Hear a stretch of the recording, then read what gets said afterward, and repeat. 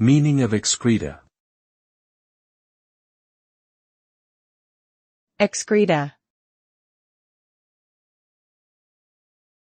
Excreta. Excreta.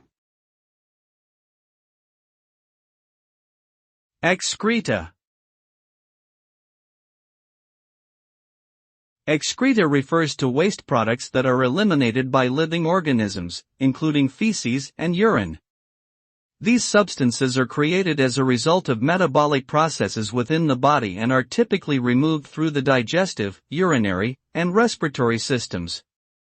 Excreta can contain harmful pathogens and toxins, which is why proper disposal is important for maintaining public health and preventing the spread of disease.